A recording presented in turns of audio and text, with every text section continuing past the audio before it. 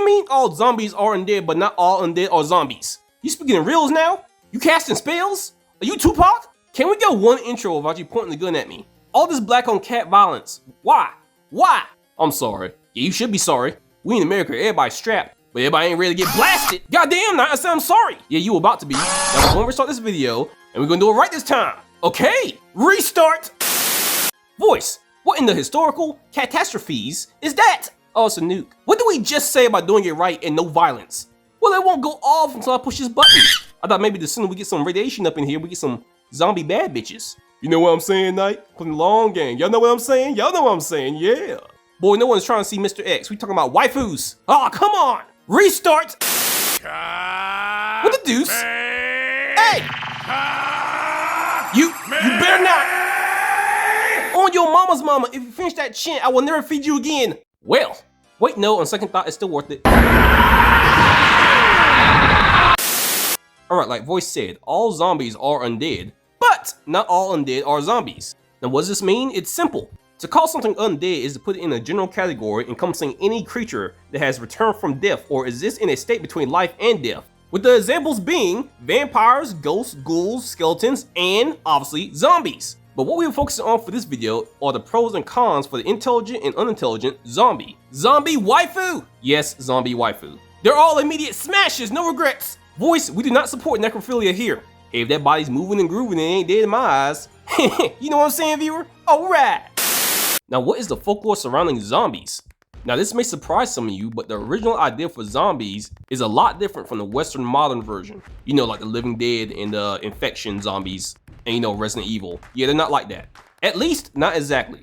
In Haitian culture, being a zombie is often seen as a condition where a person remains constantly under the control of a boker, or in other words, a sorcerer. So yes, in the original idea for zombies, they were controlled by sorcerers, not started by an infection. Which in a way is a lot better because these don't try to bite you, they'll just kill you or do whatever the boker tells them to do. However, the boker, aka the sorcerer, must regularly administer a special potion to keep the victim in an unconscious state and maintain control. Now this control that the boker has over the zombies can apparently be countered by salt. The salt is supposed to be like an antidote that brings the zombie back to their senses.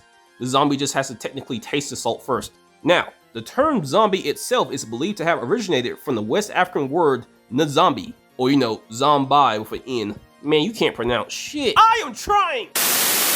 Now, however you pronounce this word, shut up! It means God or spirit of a dead person. From what I read, it seemed like the idea of the zombies was brought to the Americas through the slave trade, and it eventually became associated with the reanimated dead. Now, in the 20th century, the concept of zombies gained popularity through literature, and two examples being through authors like Edgar Allan Poe or H.P. Lovecraft. And just to move on my point here, the modern idea for zombies, or you know, the human-eating, flesh-eating types, that's usually started by a virus, started in 1968 with the release of the movie The Night of the Living Dead, directed by George Romero. And from what I read, the modern idea for a zombie is different from the Haitian idea for a zombie. From what I read, the more modern type zombie is usually either a reawakened corpse with a ravenous appetite, or someone bitten by another zombie infected with a zombie virus. The modern zombie is usually portrayed as strong but robotic, and they have rotting flesh, and their only mission is to feed. And they typically don't have conversations or, you know, talk, but they do grunt a little. But now, this definition doesn't really talk about more intelligent like zombies. You know, ones that can fully talk, they retain their memories, and they don't always seem to require, you know, eating brains, and they may not even spread a virus. Now, the idea of the intelligent zombies seemed to have started with movies like The Return of the Living Dead. In this movie, there were zombies that could move quickly and also speak and retain some of their former intelligence. And that movie was made in 1985.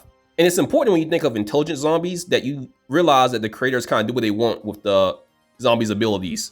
How smart they are, what they can do, if they can get pregnant, depends completely on the writer. Or in other words, what I'm saying is they don't really care about the lore of natural zombies. For instance, as far as intelligent zombies go in fiction, there was one in the movie called The Army of the Dead named Athena, who was an alpha zombie. Now, alpha zombies in the movie called The Army of the Dead were smarter variants of the normal zombies, and they were capable of organizing into a form of society. They were self-aware, and they were capable of creating relationships, which is made evident in the movie by Athena, the queen of the zombie horde at the time, being pregnant. Now, she was impregnated by another alpha zombie named Zeus, but either way, she was impregnated by somebody and a baby was made. So who's to say a human couldn't do the same thing with her?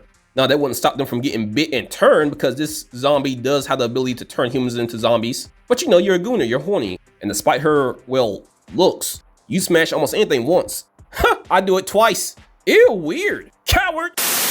Now, other abilities of the alpha zombies in the Army of the Dead include their awareness of their surroundings, enabling them to dodge attacks and engage others in decisive actions. Their body doesn't decay, and in fact, it gets stronger. But, and you can count this as a con, their flesh still seems to gain a death-like appearance. And these alpha zombies are intelligent enough to use tools and even use things like a protective mask or a horse. An alpha zombie's body is durable, at least enough to withstand handgun fire and other bodily wounds, as long as their brain stays intact anyway. And they remain capable of animalistic cognition. And animalistic cognition is just the mental abilities of non-human animals. It's basically the study of how animals acquire, process, and store and use information to guide their actions. So, with that being said, would someone like Athena be wise to smash? In my opinion, no, unless you're someone like Nemesis from Resident Evil. Because besides her appearance, real ones will still smash Knight. And if they do, they're gonna get bit because they can still turn people. And even though she has more self-awareness than the average zombie, does not mean that she will not bite you. I mean, this is like sticking your hand in a growling dog's mouth. You're taking a lot of risk for very little reward. And if she bites you, you're not turning into an alpha zombie. Oh no, you're turning into a shambler. A regular brain-dead zombie that skin's gonna rot away. 'Tis a fool's errand's voice. It ain't worth it. But will she bite you though? I mean, unless she has a reason not to, or Zeus has given her an order not to, she probably will bite you. And to make it worse voice, they can turn cats, specifically tigers, into zombies. Oh, hell no! Okay, then screw that. Oh, you okay with humans getting bit and turning, but not cats, right? Hey, no one says anything about zombie tigers. That's a bit excessive. Wait, so you think Nemesis is cool and you find Lady Dimitrescu attractive, even though she's not a zombie, but zombie tigers is the way you draw the line? Yep. Oh, okay. Weak. What was that? It's just my allergies voice. There's too many pussycats in here. Man, you ain't slick. All right, my turn. Now my list is short, but I found 2 zombie waifus that are undeniably waifu material. And they're way better than the ones Knight talked about. Well, that's because they're from an anime, you weeb. Hey, we weebs have good taste. Plus my choices don't have nasty skin. You're not gonna talk about that new one, are you? We're talking about the new one. Of course you are. Alicia from the anime Clevitis is an undead, or more or less a zombie knight, who was once a hero, tasked to defeat the Devil Beast King of the South, Clevitis. And I believe she went along to defeat Clevitis with 12 other people, or 12 other heroes, I should say. And long story short, they all lost horribly. And just to get to my point, Clevitis does eventually bring Alicia back from the dead, or more specifically, he resurrects her with monster's blood, granting her near immortality except if the blood runs dry or if it's reclaimed. So to be more precise, Alicia was brought back by supernatural means, or aka Clevitis' blood. However, like a Bokor or more or less a necromancer raising the dead, this comes with some consequences. And the main one is, Clevitis can control her. She is in fact compelled to be absolutely obedient to him.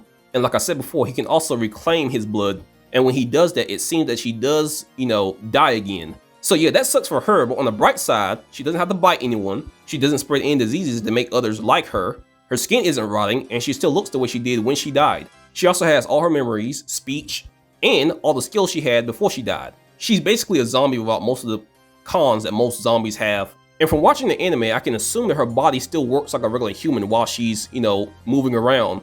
Now, she can't die no matter what unless the blood she has in her is reclaimed by Clevitis. But she still seems to breathe. The only difference now is she doesn't seem to need to breathe. Her lungs can be crushed by water pressure and she can still be alive. And I have to assume all her other bodily functions work like a regular human, because right after she was resurrected, Clevitis demanded that she give her, milk, giggity, to this baby to feed. She couldn't do it, however, because she's a virgin. That's okay though, she's cute. She'll either get laid eventually in the series, or she'll find a nice cat to cuddle up with. Yeah. Anyway, she has no cons other than the obvious obedience thing, and the fact that Clevitis may never let her get laid. But other than that, she cool. Now, the next waifu I chose is a bit of a unique case, because unlike the zombies we talked about at the beginning of this video, this one was made from multiple deceased female body parts, which made me and Knight think that maybe, just maybe, that she wasn't an undead, because technically an undead has to have been alive at some point. And if you haven't guessed already, I'm talking about the Bride from Creature Commandos, also aka known as the Bride of Frankenstein, which I don't know why she's still called that, because she hates this dude, and for good reason. This dude is a creep disguised as a nice guy.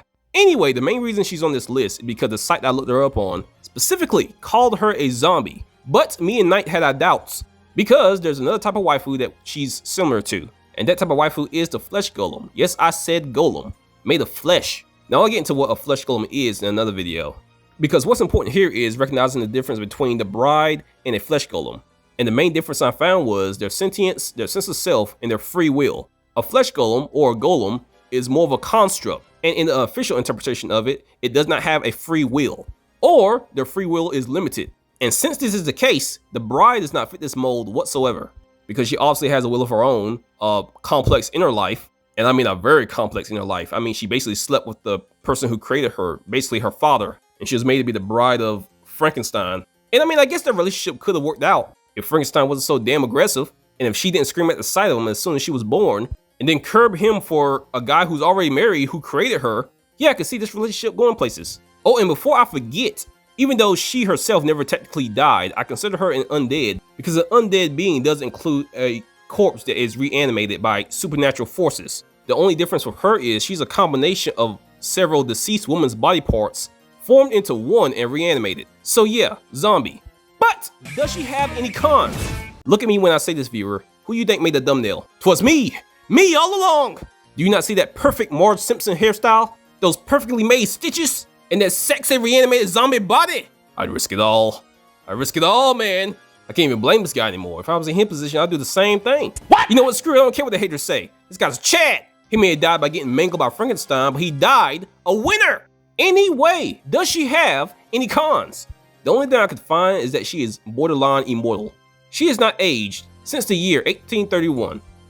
Damn, you an old bitch. And again, she is made out of several deceased female corpses, but who cares about that? Small stuff, right? It's not a con. There's definitely a con. Shut up! No one asked you.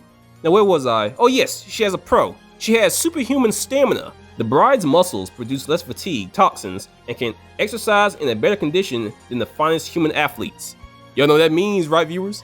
She can go all night long. Haha, giggity. Hey, what's that sound? Is that my cat food? Oh! That's what you get for telling me to shut up, you son of a...